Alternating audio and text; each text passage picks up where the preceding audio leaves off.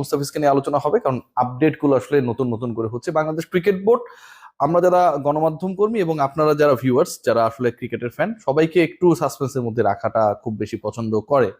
এবং সেই সাসপেন্স থেকে আসলে যে বিরক্তি তৈরি হয়েছিল যে শেষ মুহূর্তে আইপিএল এ যদি কোনো ক্রিকেটার দল পায় মিনি অ্যাকশন থেকে, তারা পুরো আইপিএল এর জন্য অন্তত 6 জন ক্রিকেটারের যে কেউ রাকিবুল বাদ দিয়ে দল পেলে পুরো আইপিএল এ বিবেচিত হবে না, তাদেরকে খেলার সুযোগ করে দেওয়া হবে না।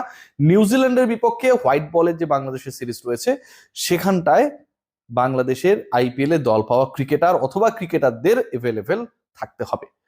মুস্তাফিজ পুরো আইপিএল খেলতে পারবেন কি পারবেন না, এরকম যখন একটা শঙ্কা বা সংশয়ের সিচুয়েশন তৈরি হয়েছে, রিপোর্ট হয়েছে, এবং সেই আনএভেলেবেল মুস্তাফিজকেই বিট করেছে অন্তত 3 থেকে 4টা ফ্র্যাঞ্চাইজি গতকালকে মিনি অকশনে।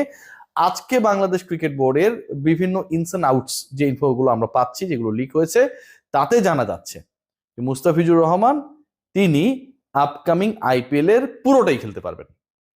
খবরটা অনেকটা এরকমই। আইপিএল এ মুস্তাফিজ কলকাতা নাইট রাইডার্স এর হয়ে খেলবেন, কেকেআর এর হয়ে খেলবেন, এবং রাইডার্স এর হয়ে মুস্তাফিজুর রহমান আপকামিং আইপিএল এর সব ম্যাচ খেলতে পারবেন বলে ক্রিকেট অপারেশনস এর বিভিন্ন মাধ্যম থেকে ব্যাপারটা লিক হয়েছে। তো এটাই যদি হয়, এটাই যদি হবে, তাহলে এই খবরটা কেন 1 সপ্তাহ আগে, 3 দিন আগে বাংলাদেশ ক্রিকেট বোর্ড প্রচার করলো না?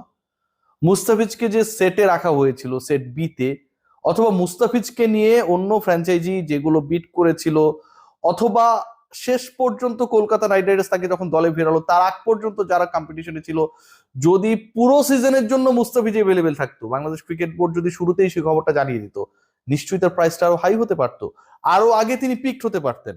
কিংবা যেই ক্রিকেটার আসলে পিকড হন নাই, তাদের কারো কারো ব্যাপারেও অন্তত কিছুটা হলেও আগ্রহ তৈরি হতে পারতো। কোনোটাই হয় নাই। But good news is that Mustafiz is going to be the part of next IPL for the full season. Bangladesh cricket board অবশেষে তারা তাদের দয়া দাক্ষিণ্য মহানুভবতায় এই ব্যাপারটাকে স্টাবলিশ করেছেন। অফিসিয়াল এটা মোটামুটি বলে ফেলা যায়। সেকেন্ড পার্ট যেটা, এটাও আপনাদেরকে একটা দারুণ খবর দিতে চাই যে মুস্তাফিজকে নিয়ে একটা সংশয় তৈরি হয়েছে। যদি চেন্নাই তিনি খেলতেন, he could play all the matches, এরকম একটা ব্যাপার তৈরি হয়েছে। এবং চেন্নাইয়ে না খেলার কারণে মুস্তাফিজুর রহমান শেষ পর্যন্ত 9,20,00,000 রুপি রেকর্ড বাংলাদেশিদের ক্ষেত্রে কলকাতা নাইট রাইডার্সের হয়ে খেলার কারণে সব ম্যাচ খেলতে পারবেন না, এবং তাকে আলটিমেটলি কম্পিট করতে হবে মাথিসা পাথিরানার সাথে।